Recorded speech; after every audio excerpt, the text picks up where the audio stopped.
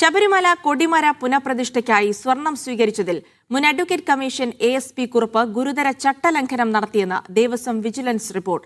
ഭക്തരിൽ നിന്ന് പേര് രേഖപ്പെടുത്താതെ സ്വർണം സ്വീകരിച്ചു എന്നാണ് കണ്ടെത്തൽ. കൊടിമര പുനഃപ്രതിഷ്ഠയിലും ഉണ്ണികൃഷ്ണൻ പോറ്റി സ്പോൺസറായിരുന്നു എന്നതിന്റെ തെളിവുകളും പുറത്തുവന്നു. പോറ്റിയുമുണ്ടെന്ന രേഖകളും പുറത്തുവന്നു. നിർമ്മാണത്തിലെ ക്രമക്കേടുകളിൽ എത്രയും പെട്ടെന്ന് അന്വേഷണം ആരംഭിക്കാനാണ് വിജിലൻസ് നീക്കം. ശബരിമല കൊടിമര പുനഃപ്രതിഷ്ഠയിൽ ഗുരുതര ചട്ടലംഘനമാണ് ദേവസ്വം വിജിലൻസ് കണ്ടെത്തിയിരിക്കുന്നത്.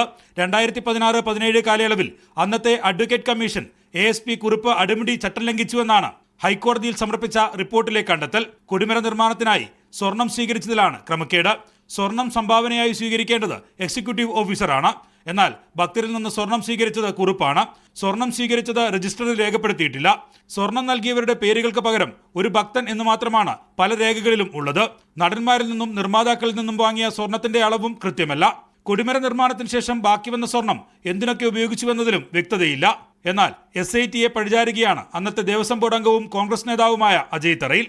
തിരുവാഭരണ കമ്മീഷൻ റെസീറ്റ് കൊടുത്തില്ലേ, അല്ലെങ്കിൽ എക്സിക്യൂട്ടീവ് ഓഫീസർ ഉണ്ടായിരുന്നല്ലോ, ഇവർക്കൊക്കെ ചെയ്യാവുന്ന കാര്യം. അത് ദേവസ്വം ബോർഡ് പ്രസിഡന്റും മെമ്പർമാരും ഇത് റെസീറ്റ് കൊടുക്കലാണ് പണി.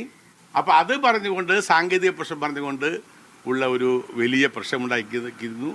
ഇതിനകത്ത് SIT തന്നെയാണ് ഇതിന് ഹൈക്കോടതിയുടെ മുമ്പിൽ ഇത് പ്രസന്റ് ചെയ്തിരിക്കുന്നത്. തെറ്റിദ്ധാരണജനകമായിട്ട് ചെയ്തിരിക്കുന്നു. അതേസമയം കൊടിമരം പുനർനിർമ്മിക്കാൻ സ്പോൺസർഷിപ്പ് ഏറ്റെടുത്തവരിൽ ഉണ്ണികൃഷ്ണൻ പോറ്റിയുമുണ്ടെന്ന രേഖകളും പുറത്തുവന്നു.